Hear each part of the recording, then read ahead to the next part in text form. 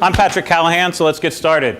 All right, it's Ireland. It's the early 1700s. The country's plagued by famine, poverty, overpopulation. They're struggling for solutions to these problems. So a pamphlet was made, and it had a rather long title, which is coming. A modest proposal for the preventing of the children of poor people from being a burden to their parents or their country and making them beneficial for the public. So, yeah, that's the title. So Jonathan Swift was the author, and so what was his modest proposal? Eat the babies. Yeah, you don't see that in many math talks, do you? Overpopulation and famine. It's a win-win. Too many people, not enough food. It's a win-win. So move forward 280 years. California, there's no potato famine, but students are failing algebra in shocking numbers. And despite what the state board suggests, infanticide and cannibalism just are no longer viable options.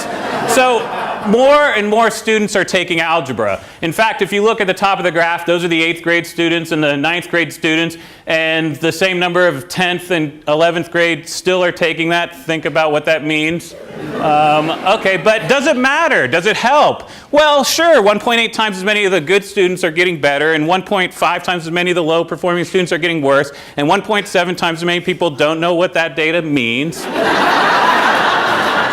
But I'll make it simple for you. The more students that take algebra, the more students that fail algebra. In fact, about 3 in 4 students fail algebra in California on the CST. It seems like the more we teach, the more we fail.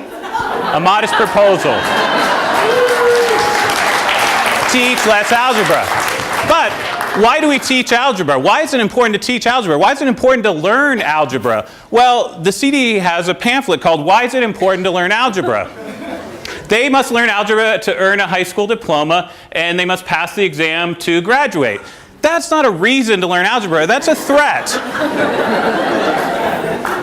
So why is it important to do it earlier? Well, according to this pamphlet, moving from arithmetic to algebra is one of the toughest transitions students have to make. That's why it's important to put it earlier. Well,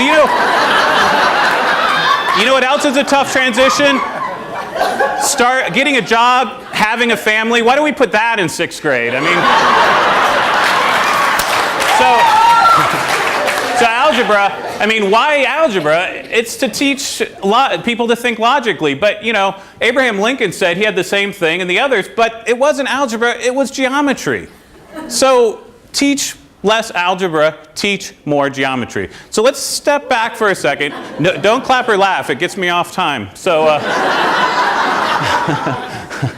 let's look at the traditional school algebra. What do we do? We prepare students to take algebra, then they take algebra, then they fail it, and then they retake algebra. All that effort can be summarized in 2 rules. Step 1, take the numbers from the problem. Step 2, apply some random operation. Let's try it. This is from the CASI. This is an actual item. So it's a shoebox with items. So grab the 3 numbers, do a random operation, either add or multiply. There's 3 numbers. So it's a 50-50 chance of getting it right. 55% of the students got it right. So, do you see the brand of the shoe? Wait, where's my pointer?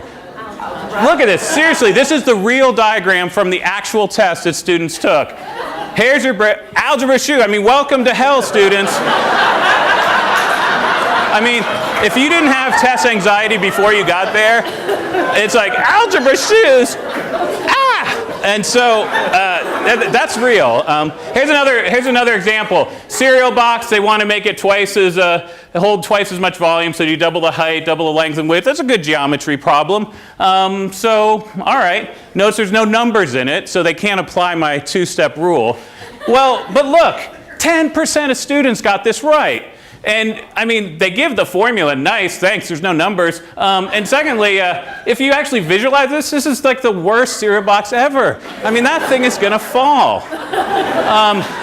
So here's a NAEP item, and 1% of students got this right.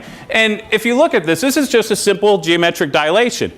But they did it by setting up a proportion and screwing up the algebra. They tried to algebraize it. So teach less algebra is my modest proposal. Teach more geometry. To make it interesting, I'll make a wager. I bet if you spent 1 day a week on geometry, test scores would go up, even in algebra. Thank you.